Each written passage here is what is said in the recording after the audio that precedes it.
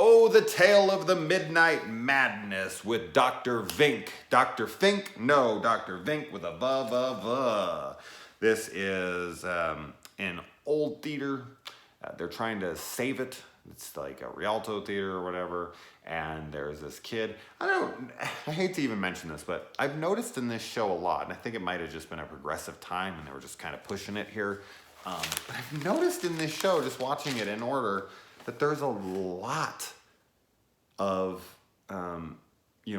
interracial dating couples in this show, which is awesome. I mean, in the next episode, I think it is, in the next episode, there's like an Asian dude with a black chick, and this one, there's a white chick with a black dude, and it's crazy. It's cool as hell, don't get me wrong.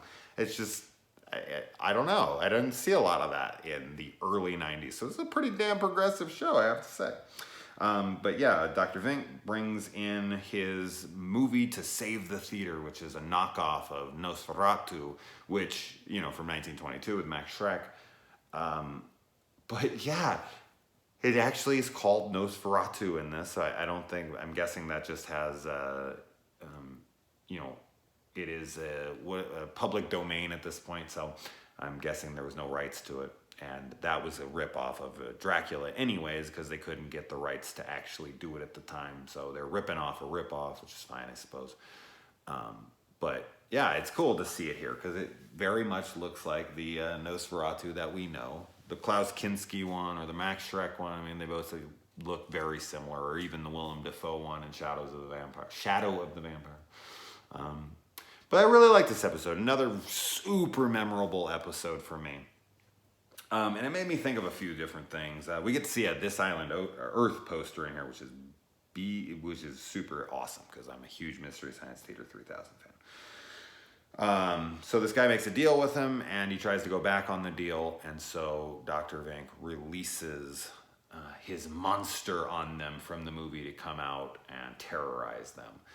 He does, and the kid is able to best this vampire because he watched his movies a couple times to try to figure out what the allure was and what was bringing up ticket sales, which I always think about it. It's actually something I contemplate a whole bunch, is like, if I got stuck in one of these movies, Last Action Hero style, there's so many movies that you could throw me in up here that I would be able to get out of, best the villain or whatever, or save the day, especially ones with the more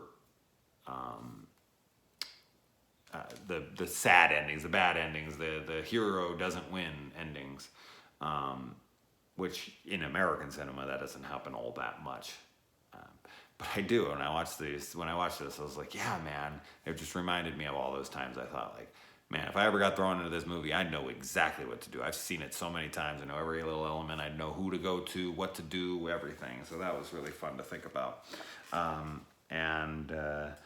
Yeah, I just love that. I love that. I love the idea of this episode, that his films can come to life.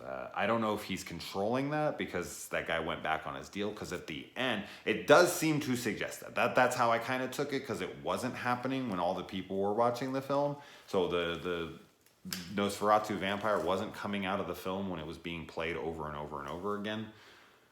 But Vink at the end then kind of spins it, because he says he bought the theater and that he's going to be showing his movies every night, and that he has ones that are way worse, like way more scary and whatnot. Which I guess he could just unleash them at any time he wants to. So is he in control of that? Do they come out at certain times?